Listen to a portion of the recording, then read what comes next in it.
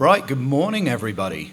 So it's my pleasure, but also a difficulty to introduce the man next to me because he's kind of done a lot of stuff. So Tim Jenison, I think it's safe to say, is a pioneer, he's an innovator, and he also formed a company called NewTek in 1985 and helped revolutionize the way we look at video today and interact with video. I got to know Tim through the stuff that I do in 3D imaging, and over the last couple of days we've had some really interesting conversations that make me realize that he's done even more than I've already realized that he's done. Some of those things including, more recently, his work with Vermeer and his documentary, Tim's Vermeer, which we'll talk a little bit about as well. And the way in which we're going to structure this today is I'll start by asking some questions, and then we'll open it up to you guys, and you can ask whatever you want to do. So, Tim, welcome to Atlanta. Thanks, Adam. Great to be here. So, an interesting thing about getting to know you a bit more is whether it's DigiView or whether it's your stuff with Vermeer, you kind of have a natural affinity for signal processing and tackling particular problems within that sphere. Where did that come from, do you think? Oh, well, I was kind of a nerdy kid. My dad was an uber nerd, a total geek, and he was an engineer, electrical and mechanical engineer, and also a photographer. And so he kindled my interest in photography, so I had a dark room. And in a dark room, you can do a lot of post-processing. We didn't call it that, per se, but you could change the contrast. You could dodge and burn by putting things under the enlarger to overexpose this, making it darker. And then, you know, I go maybe shortly after high school, I discovered the field of computer graphics, which was really young at that time, but I loved reading about it. Even though nobody had a computer, I thought that was very interesting. So I think it came naturally, but yeah, it was kind of maybe from my early interest in photography, also movies. So I shot a lot of 8mm home movies. I entered a film in the Kodak Teenage Movie Awards called A Naughty Thing to Do. And I got in the mail one day, arrived from Kodak, an envelope, and it said, Certificate of Entry. And that's as far as it got. But, you know, so I was an early filmmaker. Okay, and then in terms of your technical formative years, you were doing a physics degree. I started as a physics major. You decided that wasn't for you, and then you pretty much went off and trained yourself as an engineer. What were you working with at the time that kind of showed you the way video was going, and basically where you would eventually go to with NewTek and the Amiga and bringing things into the home a lot more? In my senior year in high school, they got something called a Sony Portapack. And some of you may remember those. It was sort of a purple and beige box that you would wear over your shoulder and a camera. Inside the box were two 5-inch reels of videotape. And this was a miracle at the time. You could, you know, see yourself on television. But the thing would break down constantly. And I realized that maybe if I wanted to use the thing, I'd have to learn how to fix it. So I had a service manual for it. And, you know, videotape machines are kind of complex. There's a lot of servo mechanisms. There's a capstan servo. There's a head servo. All these things have to be synchronized. If anything goes wrong, you don't get a picture. So I maintained that thing in high school. Then after high school, and after my short college career, I would visit the local AV dealer, wherever that was, and I would go in and I would say, can I look at your junk pile? I'd like to buy some stuff off your junk pile. Everybody had a junk pile, and there would be totally intact videotape machines and cameras that were too far gone to fix or impractical to fix, too expensive to fix. And so I cobbled together a little black and white TV studio using the Portapak cameras, which were gen-lockable, and you had to have them gen-lock, which meant all the cameras were synchronized so that they were all hitting the top of the frame at the same time. Then you could mix cameras. You could do a wipe or a dissolve between them, and I got a really rudimentary little special effects generator off the junk pile made by Sony.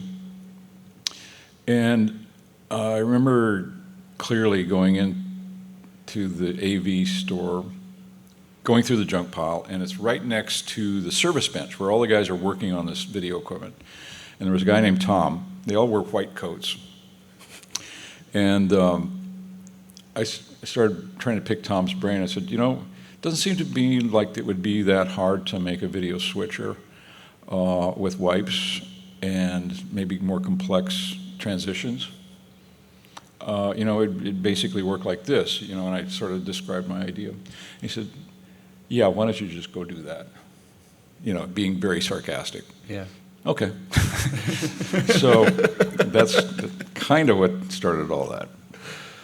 And then, you know, we're talking at the Southern Fried Gaming Expo. I know you're an arcade and a pinball man. Yes. How did your repairing of arcade machines back in the day influence what you would go on and do later on? Oh, it was huge. I mean, home computers were in their infancy. You know, we had the IBM PC that had color graphics, I guess you could say. 16 shades, 16 colors would include 2 shades of black. And the Mac was a sealed box. You couldn't open it without a special screwdriver. So one of the jobs I made for myself was video game pinball repairman. And I traveled among several cities there in Kansas. And you know, these guys making video games were pushing graphics, you know, way beyond what was happening on personal computers.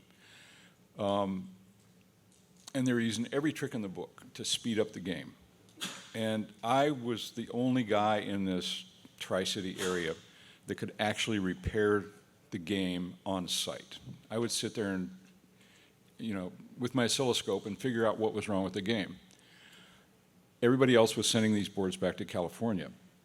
So as a result, I learned a lot about hardware tricks they were using to get RGB graphics and make them really run fast. And then there was a trend where you would take a game that was no longer popular and you would do a conversion. You would buy a new logic board, new graphics, and you could convert an old game into a new game. And so I'd do those conversions for people, and I'd say, what do you want to do with the old board? Oh, I don't need that. So I'd take them home, and there was a particular game called Quicks. I don't know if you remember it, but kind of a boring game, really, to watch, but fun to play. There's a blank screen, and you have a joystick, and you draw a line, and you try to enclose a large area, and then when you get to the edge, it fills in color. And you try to enlarge your space, right? And there's sparks that are trying to attack you. It's a weird game.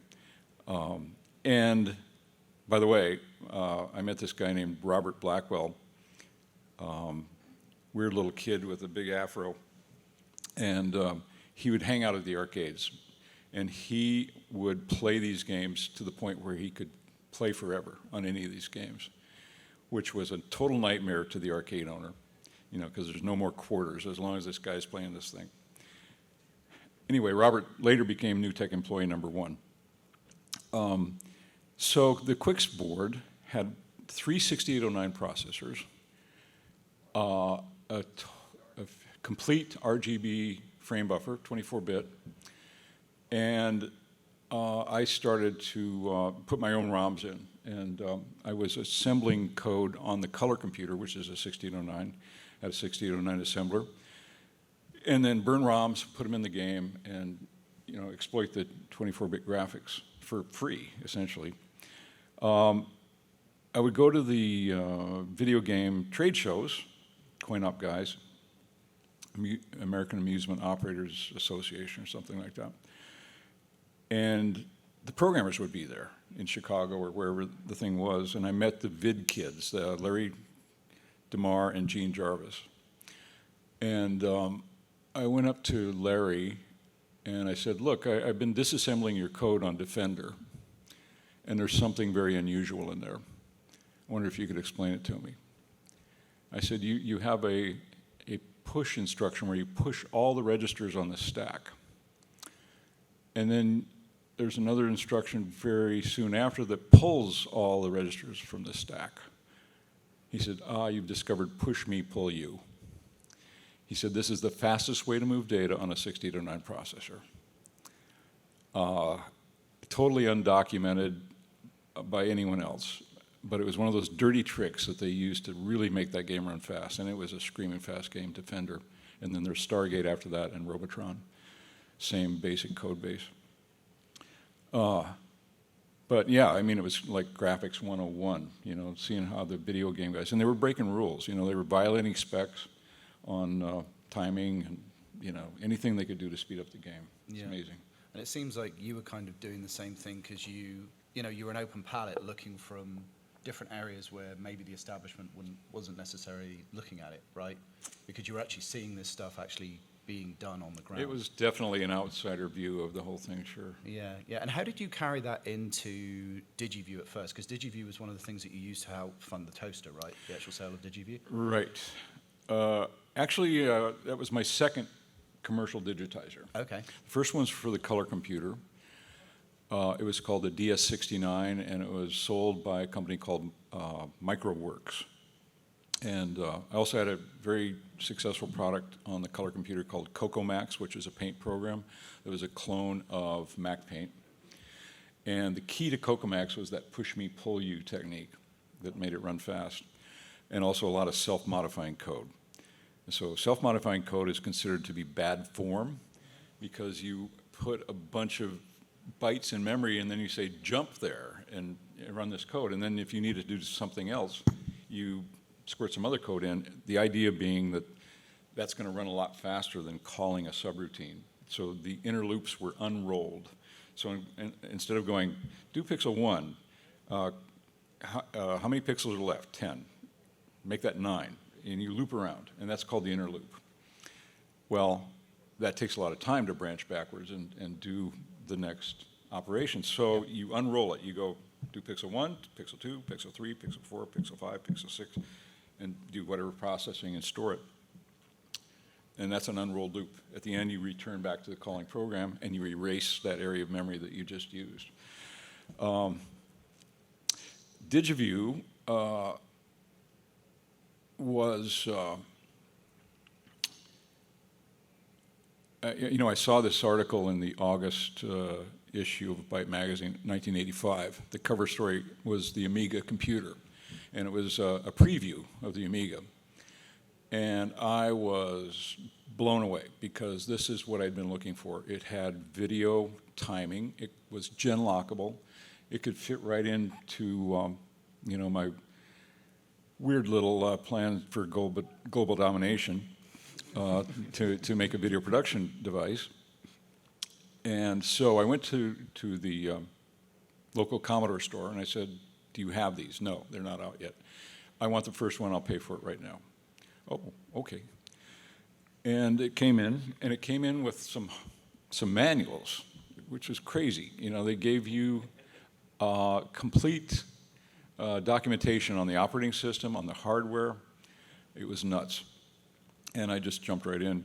I heard that there was a company already making a digitizer for this computer, and it was called Amiga Live.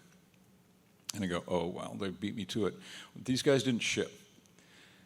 And I decided that it was maybe vaporware a bit, and I go, I'm going to get this thing to market as fast as possible. I'm going to get the cheapest, fastest digitizer on the market before these guys. So, even though I had the documentation on the Amiga, I did not have the Sun workstation that the Amiga guys were developing code on. Very expensive computer. On the color computer, the Tandy color computer, there was a cross-assembler available that could actually generate 68,000 code, which is what was in the Amiga.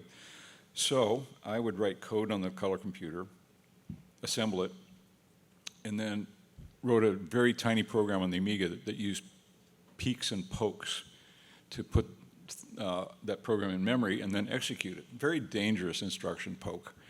I don't know why they left it in there. But that allowed me to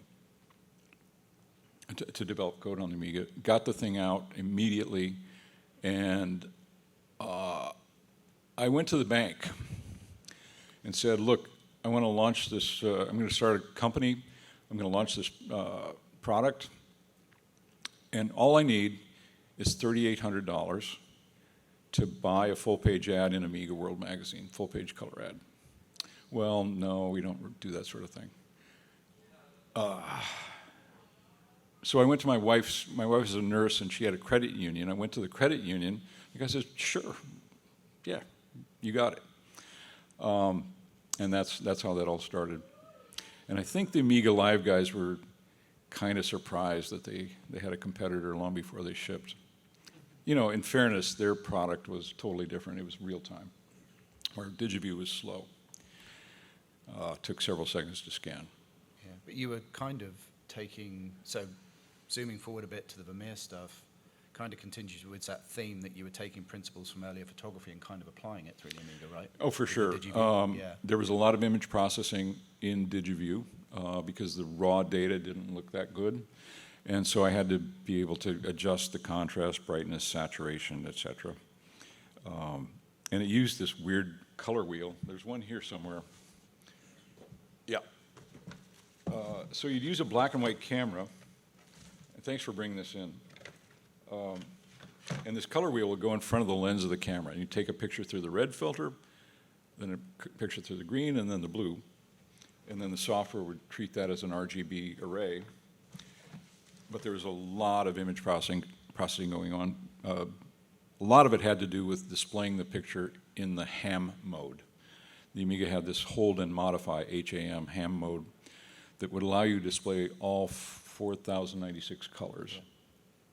And so I got the thing working, prototype. I took some pictures. I had 6 pictures. I put them on a floppy disk. And I went to an Amiga sales event that was happening nearby in Kansas City.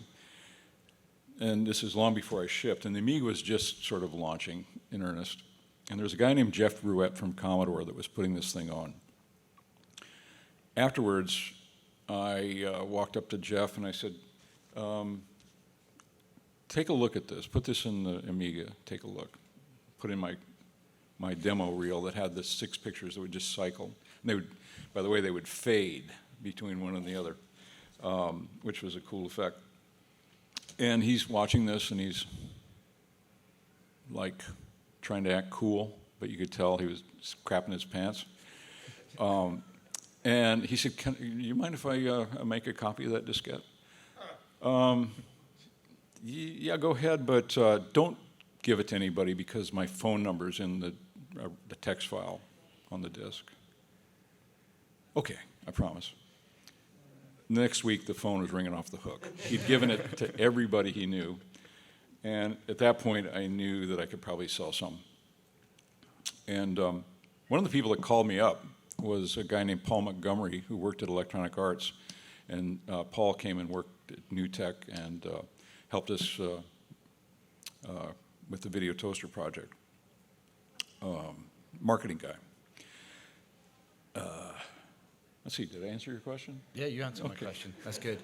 And that actually moves on to, so before we get to the toaster proper, there was that period of time that we were talking about earlier about the vaporware side of things, and I think the Computer Chronicles story is a good one to kind of emphasize how you change people's minds on that. So, yeah, so tell us about that build up to the VideoToaster and then basically the Computer Chronicles experience. Once we got the toaster kind of working, we started showing it at trade shows, Amiga shows. We ran some of the effects, and the user interface was not done, but the basic effects engine was working. And at that time, we planned on a series of products. So the toaster card with the graphics, with the digital video effects would be one card, and then there'd be another card to do this, another card to do that. And so we thought it'd be like slices in a toaster. Yep. And the code name of the project was Toaster. We got a call from Computer Chronicles, this PBS show, out of San Francisco, and they wanted us to come on and show the product. And it was not shipping. And it's still, we had to scramble to get any kind of a UI before the show started. And we went on and we just sort of waved our hands and said what it was going to do. But a lot of people were calling BS. This is vaporware. This will never ship. They can't do that. They can't do it for that price. Anyway, we did it, and we shipped it. And Computer Chronicles called us back and said, now that you've shipped it, come back to the show. So Paul and I went back on the show and ran through a demo of the real VideoToaster. Before we started, I talked to the producer. And I said, look, if you like, you can just take a feed off the back of the toaster and run it into your control room and take that shot if you want. He said, no, you have to understand, computers have a different frequency than video equipment. He's condescending, which means to talk down to. He's mansplaining. Yeah, exactly. And so I said, well, it does meet the RS-178 specification. He goes, oh, the monkey can speak video. So there's this guy that shows up in a baseball cap, long hair, standing behind the toaster, and he says, where am I supposed to plug this in? He's got a coil of coax. He plugs it in, and he looks back at the control room, and there's a big ruckus in the control room. They had taken bets on whether it would meet the spec, the broadcast spec. And it did, because that spec was the bane of my existence. I had to meet every last detail of that spec, or that's a good reason not to use a video toaster. And the broadcast industry didn't really want the video toaster. Yep. I visited a TV station in Minneapolis, WCCO, and I was on their news show briefly. And the chief engineer said, come here, I want to show you something. We had just shipped the toaster, and he pulled out a file. He said, this is this year's union contract. This specifies which people can touch a video toaster and which people can't. And that's how weird it was. Division of labor, like proper. Yeah, and then, the high-end video folks, there's a company called the Post Group in Los Angeles. Post Group guy came up to me at NAB, and I recognized him from the trade magazines, and I struck up a conversation. I said, so you think you ever might get a video toaster at the Post Group? He said, well, I have 5 of them. I said, really? Because I thought there'd be a little building across the street called the Toast Group, and the Post Group would never meet. And he said, no, if a customer comes in, I have to have it, whatever they're asking for. I wish you had never made it, but I have to have it. So that was kind of their attitude. And he said that they would, just certain clients that wanted to do something really low cost, they would send them into the toaster suite. So that's Computer Chronicles. So you really got into the weeds of the Amiga, like in all elements of it. The story that I think might be interesting to share is how you locked yourself in a room for 3 months when you were finishing up the toaster, for example. Oh, right.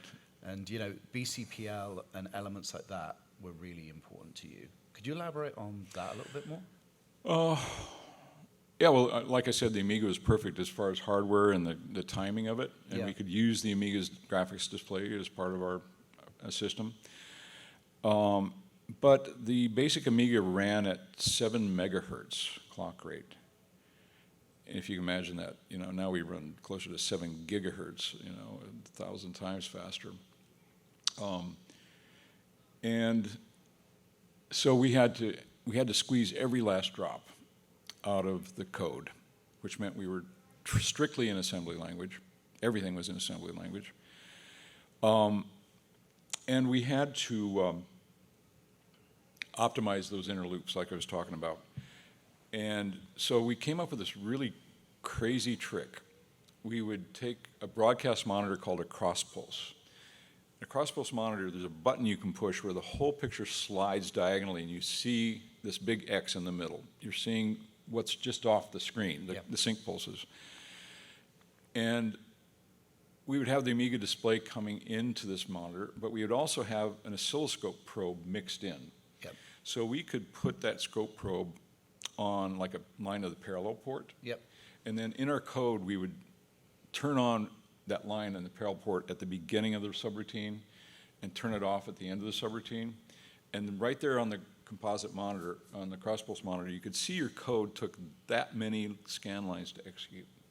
So if you drop a frame in a video device, that is the end of the world. You are banned for life. You can't have stuttering, you know? Yeah. Yep. So, and a lot of times we were trying to do too much in one frame. And that's what we found out. The toaster card itself is based on a brand new technology called a field programmable gate array, FPGA. This was the first probably complex product to use FPGAs. And the company was Xilinx. And we were probably Xilinx's early volume customer. We bought a ton of their chips. Now, what we told the public, on the other hand, was we have full custom chips. These chips were designed by our engineers. No, they were all the same. Even though they have different numbers on them, like U1, U2, U3, U4, they're identical. You can unplug U2 and put it in U1, and it'll still work. But inside of FPGA, it's like a blank slate. And you can draw a schematic, essentially, and you can make new hardware. It's not a computer. It's a collection of circuits that all can do something much faster than a computer. So all the high-speed video stuff was done by the gate arrays. I can't take this one apart, but I'd show you that. Let's see, we had another one here, right? Yeah. Is there one? No, there's no PAL there. PAL. Yeah, is there a video toaster in the bottom there? Did you guys bring a second video toaster, or is it just the one? Oh, okay. Just the one. All right. Are you sure? No, I'd have to get this crazy. Okay, I'd have to take off this beryllium gasket. Okay, that's a whole nother story, that thing right there. I can probably tell it in a short time. Anyway, so I was pushing the limits of the gate arrays. They were rated to run at 15 megahertz or something like that, and I was trying to run them at 14.3 megahertz. And there again, I had to just play with things until it worked. And it was like nailing Jello to a wall. And unintended consequences of everything. If I move this circuit over here, it's closer to that, but it breaks something else. And I had a can of Freon and a hairdryer. And I was constantly spraying the chips with Freon and then heating them up with the hairdryer, which would change the timing inside the circuit and help me find which parts were borderline. Anyway, the phone would ring, and I'd lose my train of thought.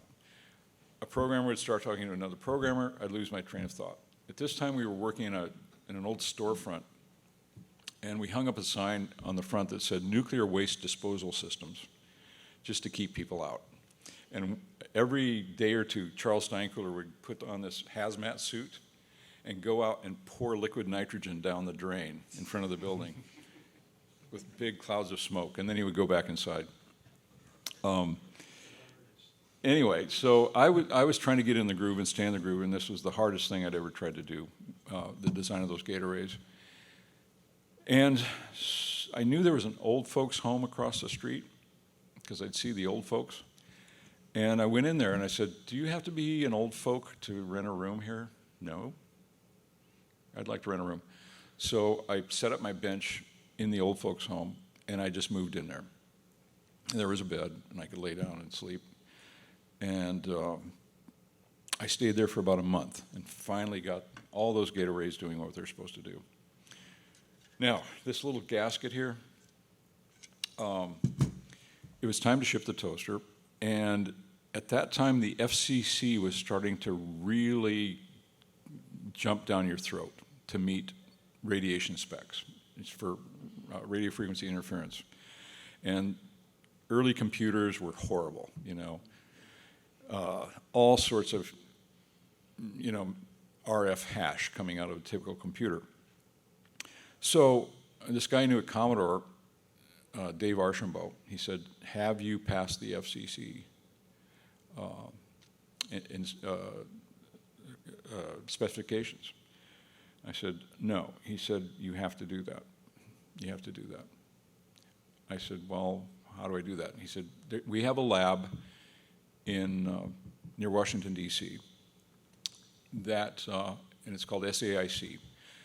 And they will basically, if they inspect it and give you a thumbs up, the FCC will rubber stamp it, because these guys are so anal retentive. They crawl through the thing with a microscope. They make sure, and they know how the FCC tests. Yeah. So I went to SAIC with the prototype, and an engineer named Martin Lavin. He said, well, and he had an Amiga, and he said, that's wow, that's weird. And he put it up on the bench, and it's a rotating table, and it's an anechoic chamber, a huge chamber with all these wedges and an antenna across the room that would detect any sort of radiation. And he's got this spectrum analyzer. And I said, do you want me to start the VideoToaster software? No. You have BASIC on this machine, right? I said, yeah. And he typed a program.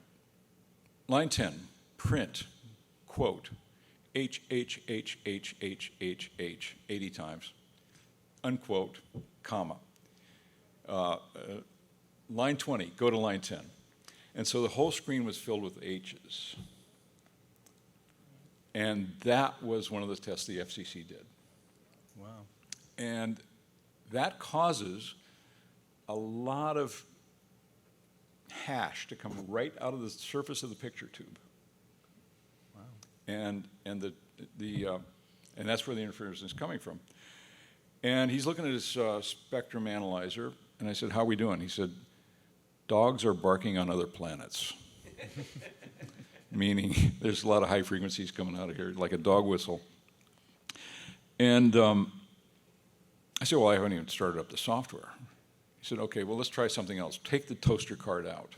Let's just test the Amiga. Dogs are still barking on other planets. Won't pass. And he said, is there a different monitor you could use? I said, no. The Amiga has its own special video connector. And at that time, there were no alternatives. So I called Dave Archambault at Commodore and I said, look, they can't pass the Amiga itself. The monitor is putting out hash. And it doesn't pass the spec. So now I'm putting the onus on him. He says, okay, I'll call you right back. And he called me back and he said, okay, look, I can send you the monitor that we used to test. Okay, that would be interesting. And so we got it over there the next day. Martin puts it up on the table, spins it around. He says, doesn't pass. It's better, doesn't pass. I said, well, Martin, I'm kind of hosed here. And by this time, we were good friends. We'd been geeking out. And so Martin said, look, I'm going to go to lunch. Now, you can stay here if you like. And I was just thinking, on a typical color monitor, there's a high voltage adjustment that'll change the maximum brightness. I'm just thinking out loud here. Maybe that's set wrong on this monitor. So he went to lunch. I turned down the HV. It passes. So now we put in the video toaster, run the software, spin it around. He says, oof, you got something at 250 megahertz. I said, that's way, way higher than any frequency we were using. He said, yeah, it's a harmonic. And it turns out the video toaster card was between the power supply and the outer case. The back of the computer is metal. The front of the computer is plastic. these little wires right here were acting as launchers for these microwave frequencies. And they would shoot down this cavity, which resonated, out the plastic front of the computer. Yeah. It was those little wires right there that were causing all the trouble. And so, I don't know if you know anything about microwave, but it's that cavity that's creating the amplification. It's a relatively very weak signal, but this is a big amplifier. So, Martin came up with the idea of shorting out that cavity by having a beryllium gasket that would short the power supply side to the outer case. Yep. That's the whole problem. And we had to add that to each toaster. But we passed the spec and could ship it. Yeah. You were also Dick Van Dyke's repairman at one stage, weren't you? Yeah, I walked by tech support, and they were all young guys and gals, and one said, "It's Dick Van Dyke's on the phone. Can you take that?" I said, "Dick Van Dyke? Yeah. Some guy in California." The Dick Van Dyke? I don't know. Is there one? And you know, I felt pretty old, but I said, "Can I take the call?" "Hi, this is Tim." "Hi, it's Dick Van Dyke," and it was him. And he said, "Look, I've got a video toaster set up. I do a lot of LightWave work." "Really? Wow." He said, "And I've got a video problem. I have this bar that slowly goes down the screen. It's a faint bar going down the screen." I said, "Well, that's from a ground loop. You've got a grounding problem." "Okay, well, walk me through that." And I said, "Okay, let's try to narrow it down. Let's unplug everything from the toaster that's plugged in the back and just have the Amiga computer hooked to your monitor, display something on the toaster, and tell me what we see." He says, "It's still there." I said, "Okay, take your monitor and remove the ground prong from the monitor. That's probably where the ground loop is coming from." And ground loop is basically multiple grounds coming from different sources, from the video cables, ground pin, and the ground prongs on your power plug form a big circle and an antenna that picks up the normal AC interference in your house. He said, "I don't have a ground prong on my monitor." Okay, so all that's hooked up is the Amiga computer to the monitor, and let's break off the ground prong on your Amiga. Okay, done. What happened? Still there. I said, "That's impossible. Nothing else is hooked up anywhere.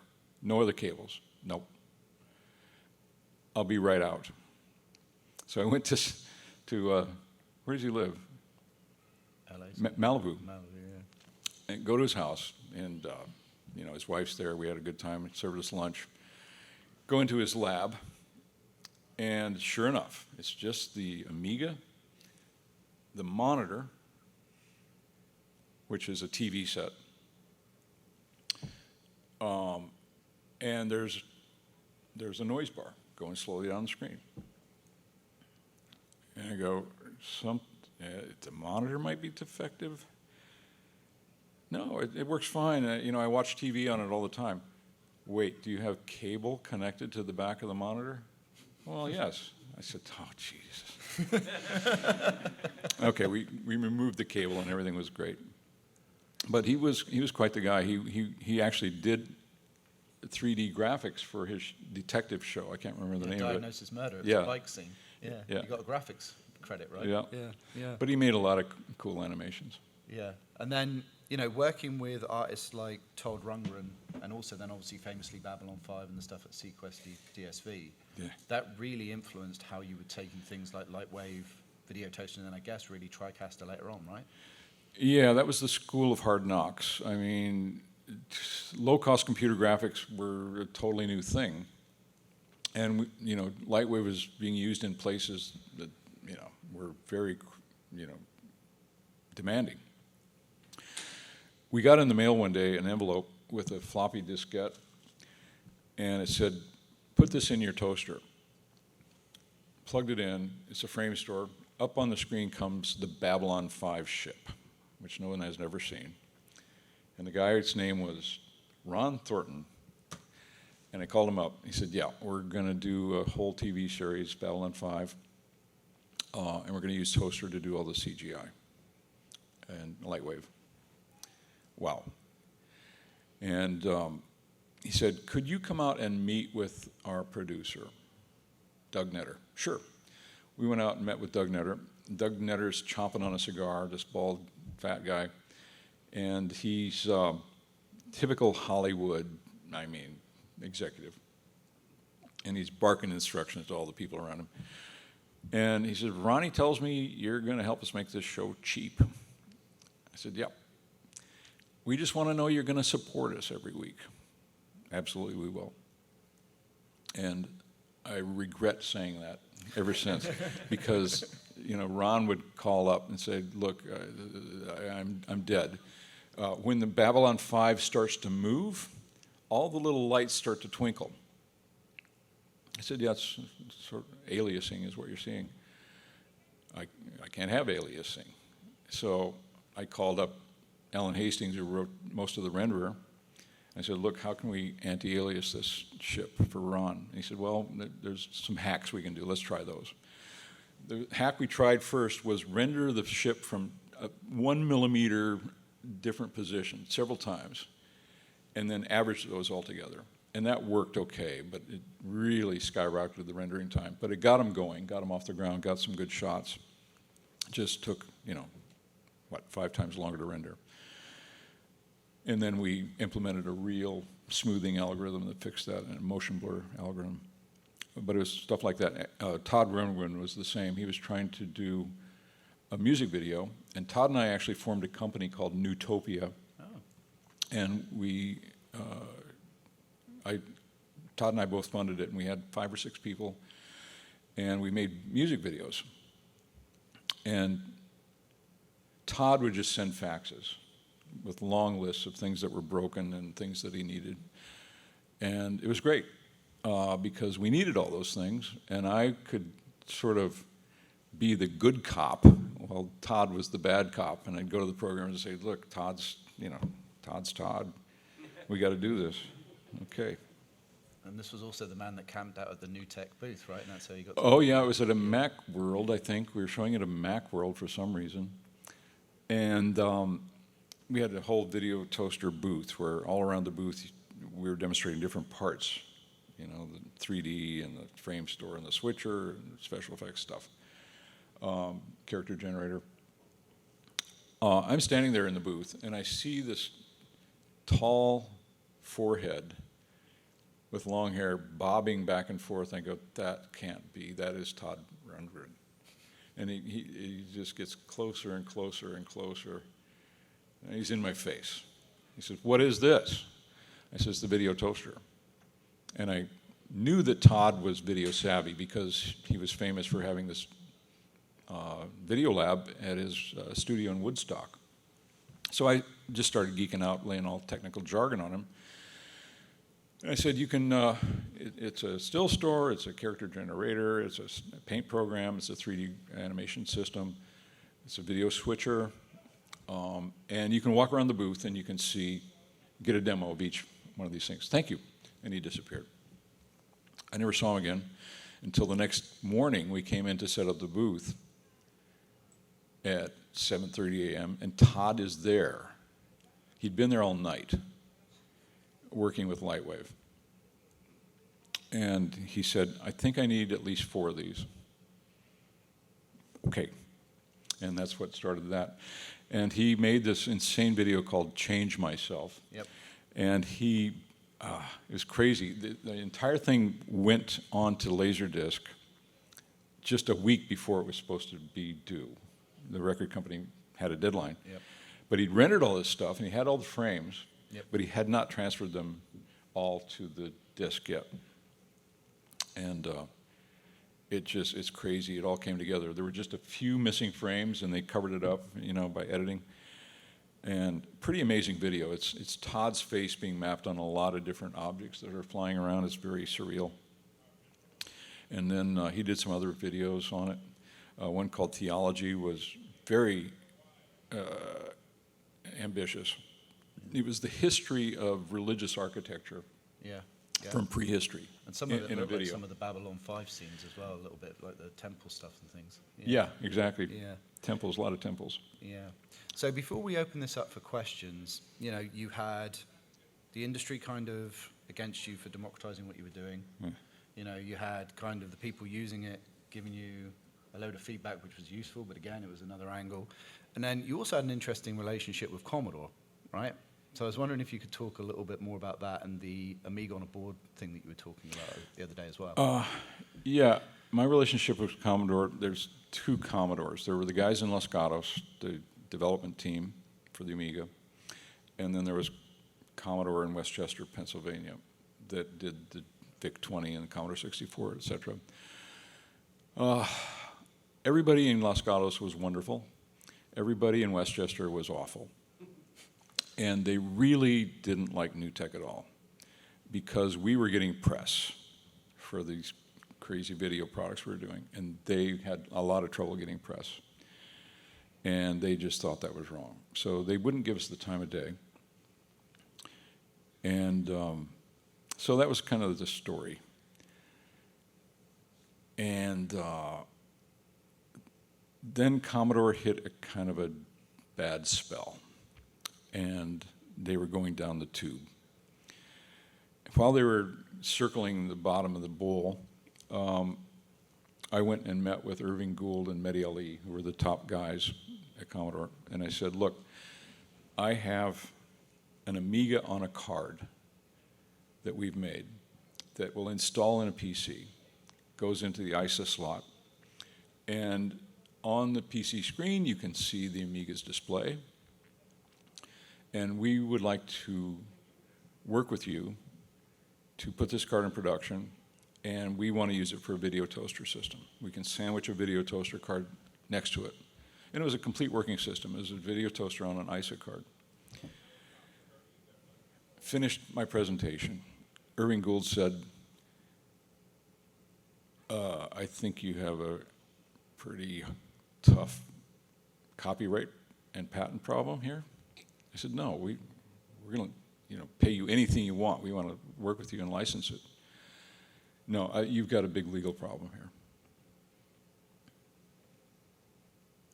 So you don't want to do some sort of cooperation? No. And they were gone short time after that. And the toaster was #1 with a bullet. We couldn't keep them on the shelf. And then Commodore announces bankruptcy, and we hit a wall. I mean, we continued to sell toasters, and Amigas were out there. You could find them. But, we just had to scramble to make a product that would run on a different computer, and it was the PC. Well, there we go. Right, so I'm going to open it up for questions now. So if anybody would like to walk up to the microphone, because I could monopolize this entire session, but I wouldn't do that. So feel free to ask questions. Get up and ask. Could you give us some idea of what the prices you guys were offering this as compared to what people were paying everybody else? And what it would cost to put together what you would consider a complete unit for the kind of stuff that people were asking you to do? Yeah. Well, the toaster card itself was $2,500, and then you'd have to have an Amiga system that would be about that also. But that wasn't the end. To make a complete system for editing, you had to have some tape machines, videotape machines, and you had to have time-based correctors for those machines because the tape machines themselves turned out a very dirty signal, and you couldn't run it into the toaster unless it had been cleaned up. So if you wanted to do tape editing and effects, probably $20,000 by the time you got the monitors, the tape machines, and the toaster system, compared to many times that for the traditional gear, what we call the heavy iron, which would be like a Grass Valley switcher and Ampex ADO to do digital effects. Those were $30,000 a piece, the Ampex digital effects generator. So it was roughly a factor of 10 cheaper. And, you know, the big systems could do things we couldn't, and vice versa.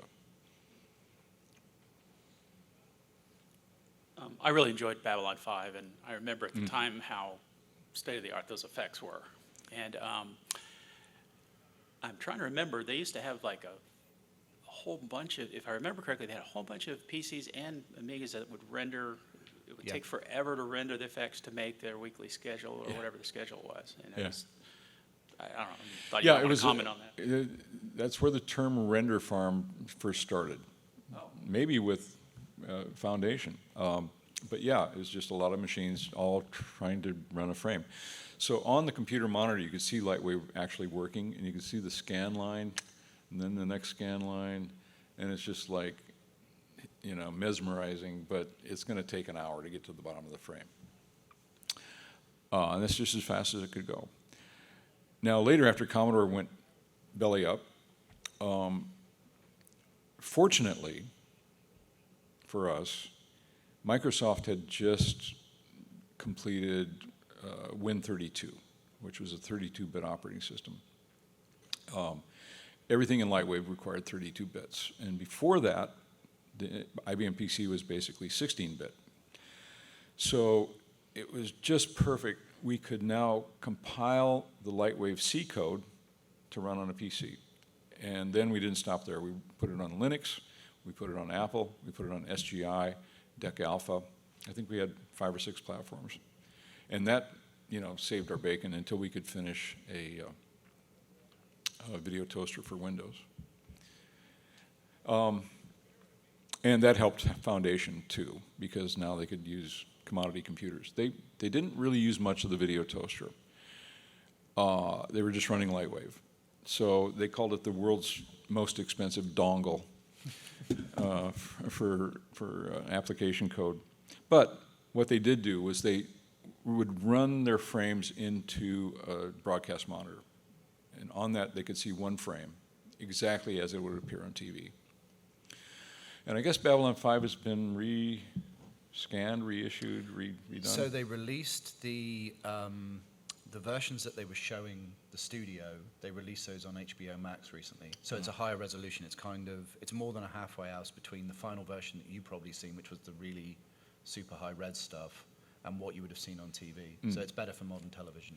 Yeah. And Babylon 5 was a very good series. I mean, writing-wise, the storyline spanned all the seasons, and it all made sense, and it was all, you know, very well thought out. Amazing, amazing show. Now, did ScreamerNet come out of that as well, that collaboration with Foundation Imaging? Did that come from that? No, I don't think so, although they were involved in that process. But Screamer was a hardware product. ScreamerNet was kind of a networking system. Yeah. Other questions? Hi, Tim. Hi. So first, I want to thank you on behalf of Amiga collectors around the world for the many high-end accelerated Amigas that came on the market in the late 2000s, and have all found second homes and are enjoyed to this day. Second, just as a personal thank you, I wanted to thank you for DigiView. I acquired one when I was a young computer engineering student, and it struck me amazingly what you could do with very simple hardware when combined with very sophisticated software. Yeah. And taught me a lesson that I think I've carried my whole career directly from that. My question is about Xilinx and early FPGA development. So I gather from what you said that you were very much on the cutting edge of using FPGAs for a sophisticated product. I'm just wondering, like, what was that experience like with Xilinx, and in terms of like development tools they could provide to you, and how you made it come together? Yeah.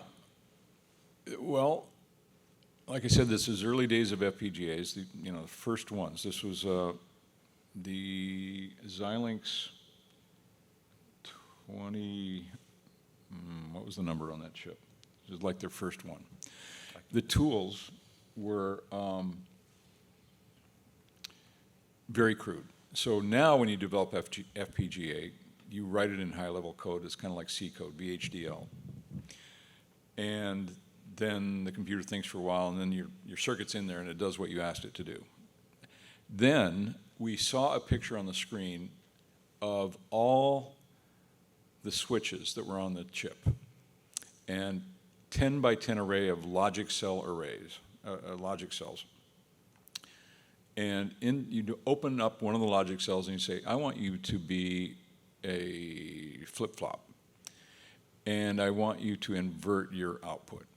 And for inputs, I want to combine A and B. Now, A and B are just outside that block. Now, you connect A and B to several vertical lines and horizontal lines that ran across the chip. And this actually echoed what was on that chip. And you were turning on these little switches. They called them pips.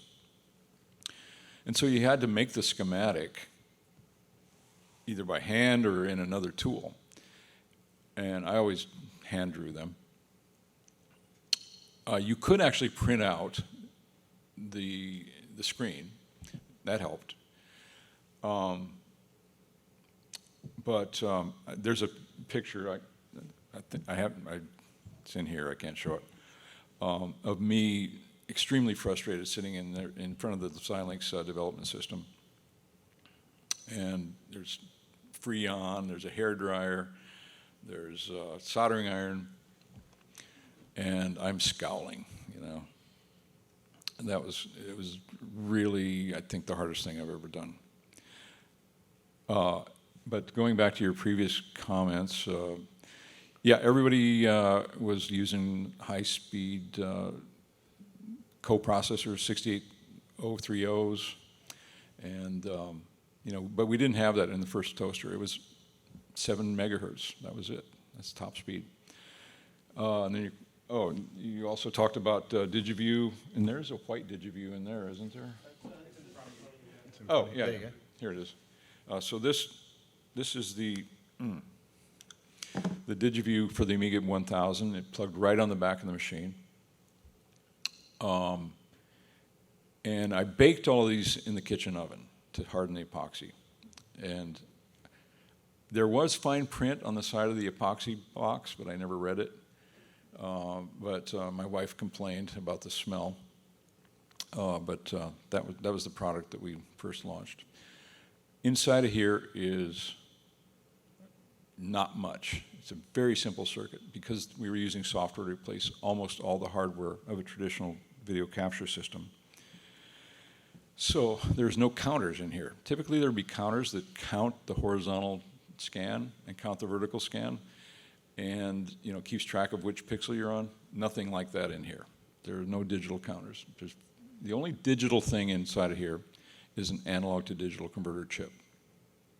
Everything else was done by software timing on the Amiga. So what we did is made software that would generate a certain very accurate delay. And that software, you know, every instruction on a computer takes us so much time. So we knew exactly how many microseconds each instruction would take. And then you could, you know, put in more instructions to take longer or less instructions to take shorter. However, the operating system on the Amiga DOS, would interrupt and do its multitasking. And so you never really knew if you were in control of the computer. It was interrupted, and then it came back and said, okay, the computer's yours. Well, what time is it? You know, you need to know how many microseconds have passed. So I was at this Amy West show just a few months ago, last year, and I was explaining this story, and I said, so what we did, here's the code, the first page of code of DigiView. And this line right here says disable interrupts. And RJ and Dale Luck, Amiga nerds on the development team, were sitting there and they gasped. I said, masking interrupts is considered bad form. Yeah, it's the end of the world. You can't do that, you know. I said, but that's what it took to ship this product. Okay. But yeah, very bad form to mask interrupts. And modern computers do not let you do that. But we got total control of the processor for that amount of time. Any other Thanks for the questions? question. If you had time, I wondered if you could talk a little bit about the flyer. I don't know if you covered that in this. Yeah. And how the compression worked compared to like a motion JPEG, because I remember it being a lot different. Yeah, very different. And the first iteration of the flyer was something we called analog hard disk. And we took like a Seagate disk drive, and we basically disconnected the tape head, the disk magnetic head, from the circuit and hooked it up to video. And we recorded video, analog video, directly on the hard drive. And it worked great. And it was a total hack. Shouldn't have worked, but did work. There was a problem in that as you went toward the center of the disk, it got slightly noisier because it's less speed going across the surface of the disk. But that wasn't the real problem. The real problem was I tried to buy disk drives directly from the disk drive makers without the electronics, and they would not do it. They said, no, all we sell is what's in the catalog. So we scrapped that. And it looked like with FPGAs and some clever tricks, we could compress video digitally enough to go on a hard drive. And the hard drives were really slow then and not very big. So 9 megabytes, I think, was one of the biggest drives we used, the IBM drive, and it was huge. The other thing was we were using composite video for everything. It was not RGB. So a normal video or image compression algorithm expects RGB. We didn't want to decode it to RGB. We wanted to keep it in composite video. So we had to have an algorithm that was tailored to compressing composite video, which is a very, very strange thing. So basically there's this color signal that's imposed on the screen, and it repeats every 4 pixels.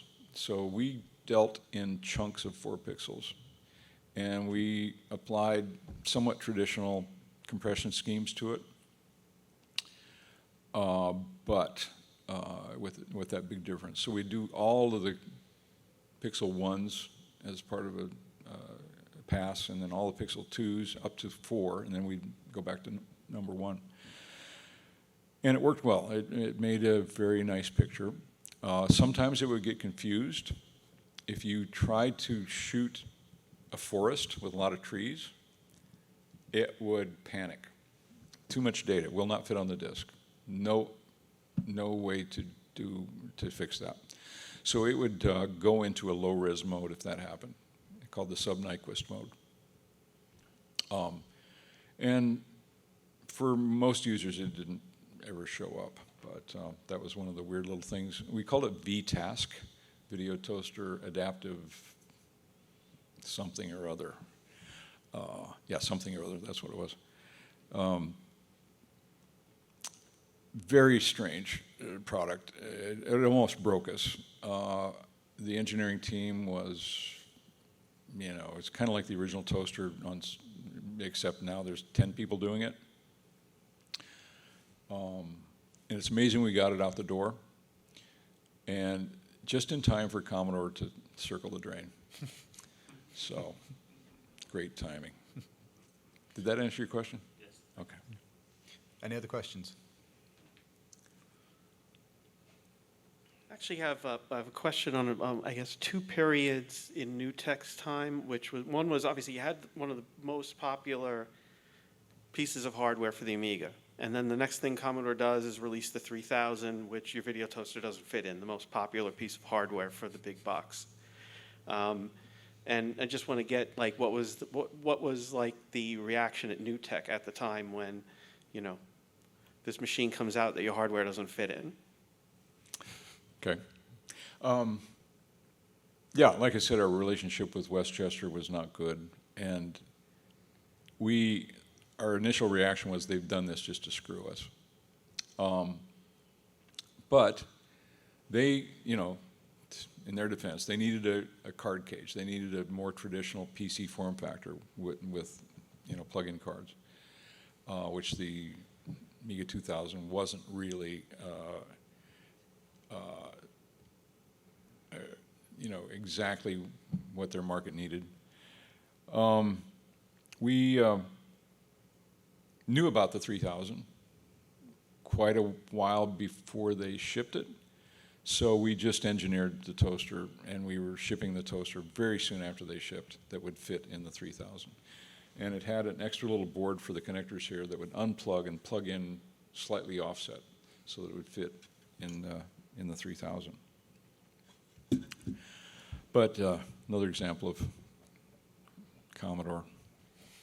Now, the second time frame I'm interested in, there was a company making this video card called the Opal Vision, where every card had an empty socket for a roaster chip, and were promising an upgrade when they eventually finished it to this video processing system that would essentially be like the video toaster. And so what was the feeling at that time that you had this potential competitor coming? They have a piece of hardware that people are buying. It was a very popular video card in the day. Yeah, well, we weren't too worried about it because we continued to improve the toaster. We had more and more versions. Yeah, I've never actually seen one of these in person. This is an Opal Vision. They were out of Australia or someplace, or where were they? It might say it on the box. I don't remember.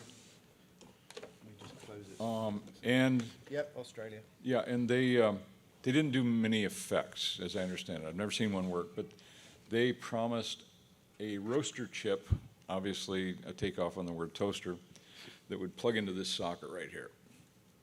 And there is a chip in there, which is very surprising. I've never seen one, but this apparently is. Whose is it? Is it yours? Yep. It is a roaster chip in there, right? Yep. Wow. Was it ever shipped? Was it ever in production? Never. No, it was, as you were accused of being vaporware when your toaster hadn't come out yet. Yeah. It's considered, I think, one of the biggest Amiga pieces of vaporware ever in history. Wow.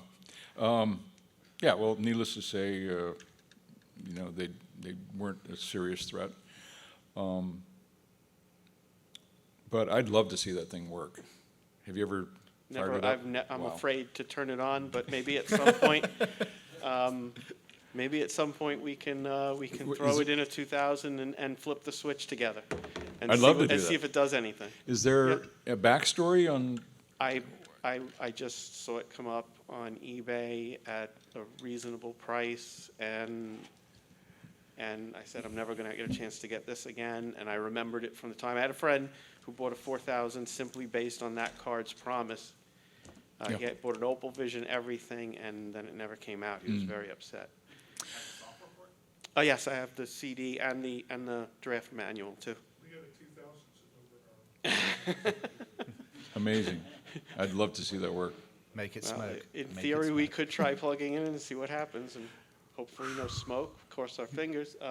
And the last question, I guess, is a lot of frustrations you had of people, doubting you, and from what I understand, your work, with your documentary about Vermeer, there's a very similar doubting process even on that. Yeah, we knew that Tim's Vermeer was going to be controversial. We assumed the traditional art history community was going to go ballistic. They didn't. There was no comment for years. And then suddenly, these academics started writing peer-reviewed papers about why I'm totally wrong. And they're circling the wagons.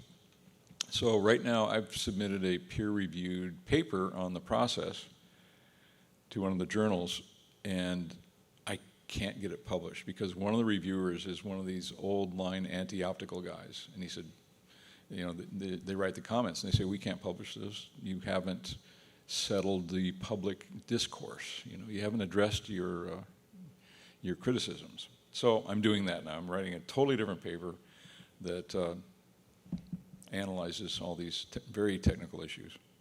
But it's kind of fun. Do you want to tell the story about the view of Delft as well and your adventures with that? Yeah. Did anybody here see Tim's Vermeer?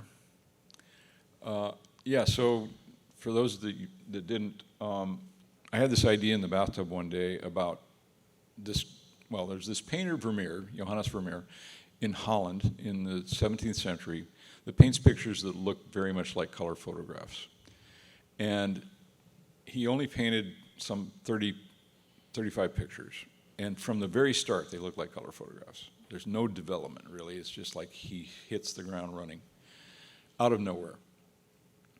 And a lot of people have theorized that he must have used optics, and they all, you know, the immediate hypothesis is he's got a camera obscura, which is a box with a lens and a screen. And they were around in the 17th century. I didn't see how that really helped you paint like a photograph. I mean, yeah, you can look at the screen, then you can look at your picture, but that picture on the screen is worse in every way than just using your eyeballs and looking at the scene. It's slightly out of focus, it's very low contrast, it's very dim. How does that help you? It doesn't. So in the bathtub, I go, wait, just use a mirror. Look in the mirror, and your subject is reflected in the mirror. I see myself. I'm going to paint Adam. I see Adam's face. I have my canvas out here. I put some paint on the canvas, and I can see if it matches, right along the edge of the mirror, I can see if it matches the brightness and color of Adam's nose or whatever. And now I change the color slightly, and I just work my way across from the left side to the right, top to bottom, however you want to do it. And if you sit there long enough, you'll end up with a color photograph. Actually better than a color photograph. It's more accurate than a color photograph. Because color photography, whether it's digital or analog, is distorting the brightness and color on purpose. A digital camera doesn't look that good. They're very linear, but faces don't look good. The color isn't right. So every camera manufacturer has their own way of tarting up the image. So this is totally objective. Anyway, and to test it, I repainted one of Vermeer's pictures called The Music Lesson in my warehouse in San Antonio. And my friends Penn and Teller decided to make a documentary about it. And I said, who would watch that? You know, the elevator pitch for this film, as soon as you say 17th century painter, they're asleep, you know, and but somehow they made an interesting film, and it did very well. It was on the short list for an Oscar. It was a BAFTA nominee, which is the British Oscar. You know, for such a weird film, it did well. Afterwards, I didn't want to ever get near a paintbrush again. It was torture doing that. I'm not a painter, never painted before. But yet I ended up with this thing that looks very much like the original Vermeer, even though I was painting from a room. I wasn't looking at Vermeer's picture. I built a room with all the furniture and stuff in it that was in Vermeer's picture. And I sat in that room and used this mirror device. So after that, 2 years went by. I didn't want to touch a paintbrush.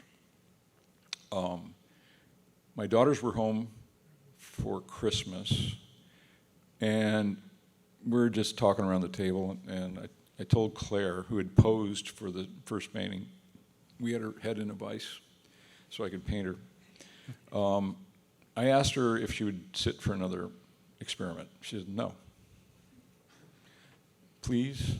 No. Okay, it's going to be quick, just a few hours max. Okay. So we went in and I tried to paint Claire in the manner of Vermeer's picture called Girl with a Pearl Earring, which is his most famous picture. And it worked. Claire could sit there for about 20 minutes with her head in a clamp, and then she had to go lay down. And we did 2 sessions, 2 days, probably 3 or 4 sittings per day. And Claire was just barely on speaking terms with me. She said, never ask me to do this again. I said, look at what's happening here. This is very promising. I am going to get a good picture out of this, but she says, I'm going back east tomorrow. I said, could you please change your flight? Christ. So she sat for 3 more days, so she was there for 5 days. Ended up painting, and finishing it, I finished the clothing and the turban on her head and the earring after she left, using a mannequin. Anyway, she texted me 2 weeks later and she said, sorry I was being a bee. The picture is neat, but don't ask me to do it again. So then the next thing I did, this guy emailed me, a guy named Jared Rollins. He said, my boss would like to talk to you, David Walsh, about your film. And so I Googled David Walsh. He is an autistic gambler, and he's won close to $1 billion gambling, betting on horses. He's got a system that works. It works to this day. And for his sins, he decided to build this art museum in Tasmania, which is south of mainland Australia.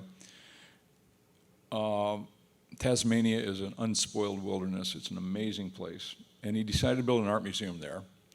You have to take a boat to get to it.